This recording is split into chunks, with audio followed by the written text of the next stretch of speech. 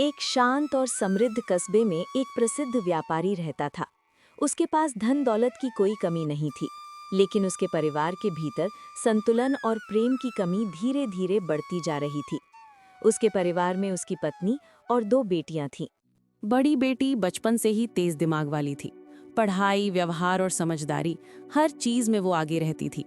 दूसरी ओर छोटी बेटी उतनी तेज नहीं थी, लेकिन उसका दिल बहुत साफ था। वो हर काम पूरी ईमानदारी और मेहनत से करती थी। फिर भी उसे वो सम्मान कभी नहीं मिला जिसकी वो हकदार थी। घर का माहौल ऐसा बन चुका था कि हर छोटी बड़ी बात में दोनों बहनों की तुलना की जाती थी।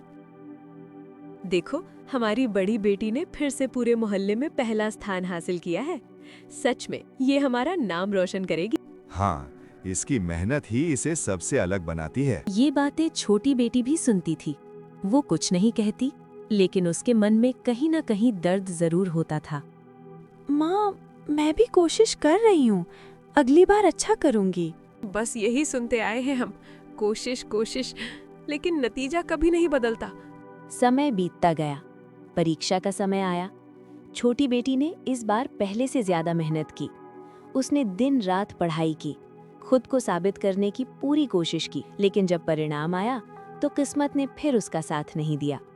अब बहुत हो गया, तुम हमारी उम्मीदों पर कभी खरी नहीं उतरी।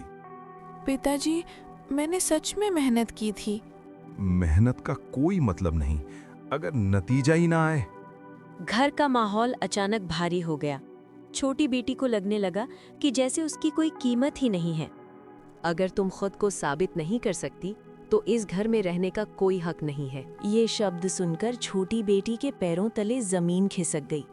उसने सोचा भी नहीं था कि उसके अपने ही उसे इस तरह ठुकरा देंगे। पिताजी, मैं अगली बार पूरी कोशिश करूँगी। मैं यहाँ से आखिर कहाँ जाऊँगी?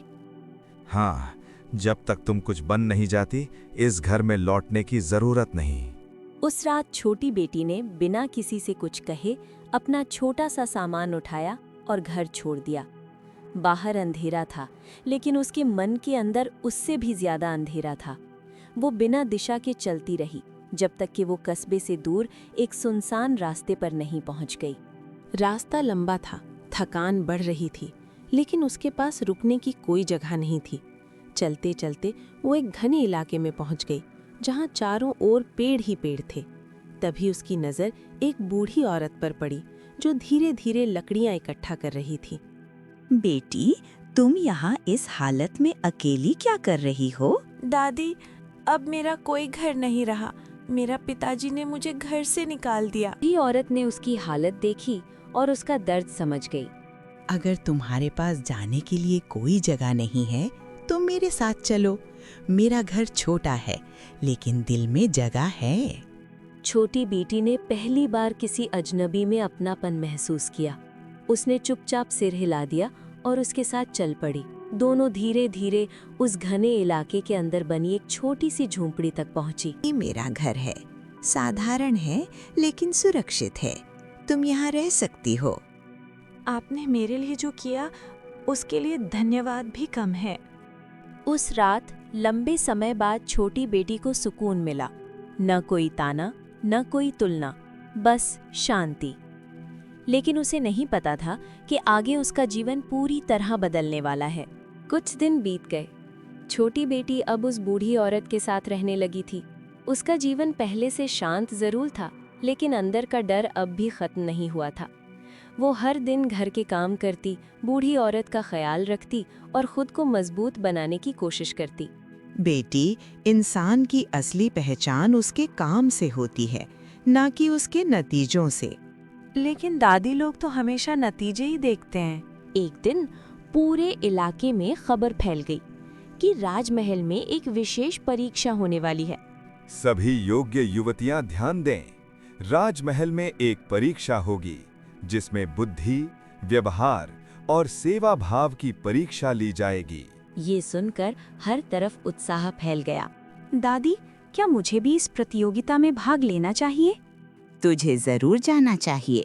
इस बार परीक्षा किताबों की नहीं, दिल की है। कुछ दिनों बाद सभी लड़कियां महल में इकट्ठा हुईं। उन्हें अलग अलग काम दिए गए। तुम सबको अलग अलग जिम्मेदारियां दी जाएंगी। हम देखना चाहते हैं कि तुम मुश्किल हालात में कैसा व्यवहार करती हो। किसी को सजावट का काम मिला, किसी को खाना बनाने का और कुछ को मेहमानों की सेवा करने का। छोटी बेटी को एक साधारण लेकिन कठिन काम मिला। उसे बीमार और कमजोर लोगों की देखभाल करनी थी।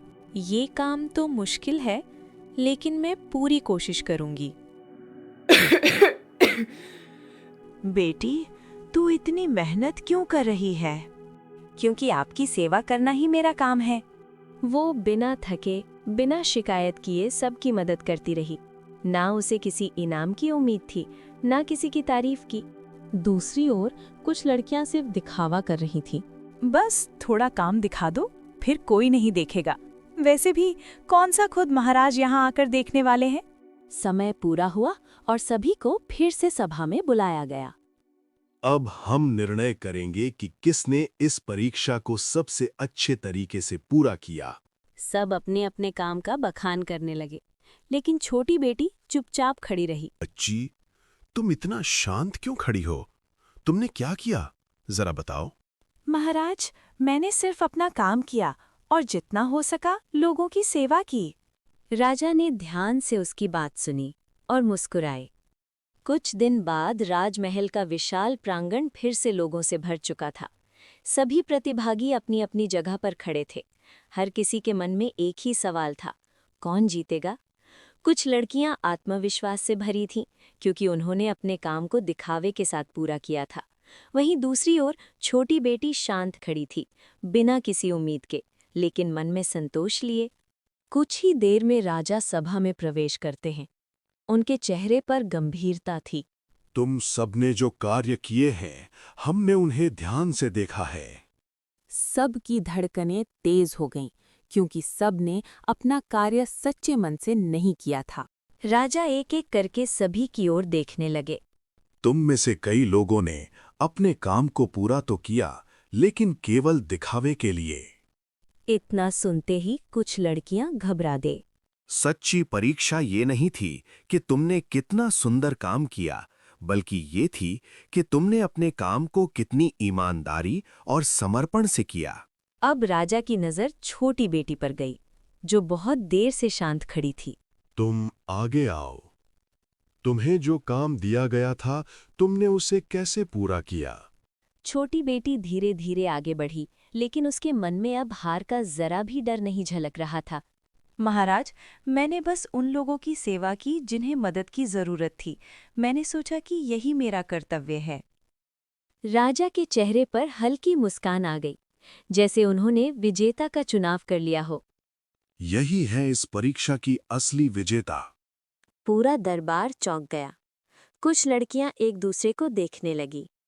जिसने बिना किसी लालच के, बिना दिखावे के दूसरों की सच्चे मन से सेवा की, वही इस राज्य के लिए योग्य है।